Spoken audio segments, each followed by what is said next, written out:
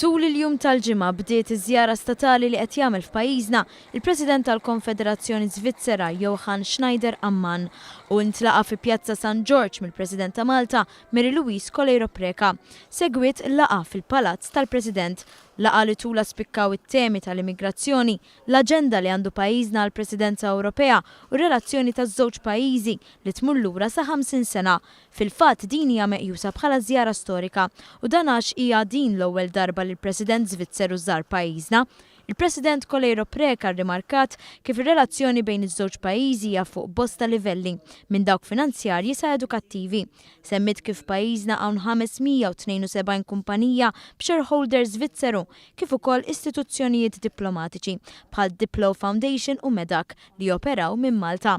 Il-President Svizzeru aċċerta li l-Gvern tal-pajjiż se jibqa' jagħti l-kontribut tiegħu sabiex il-Medak tibqa' taqdi l-funzjonijiet diplomatiċi tagħha f'pajjiżna.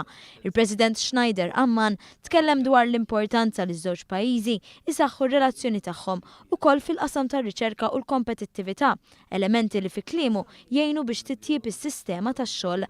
Esprima wkoll it-tħassib tiegħu dwar l-immigrazzjoni għalija ta' sfida u għalhekk li Svizzera tara li tkun ta' kontribut biex tinstab soluzzjoni.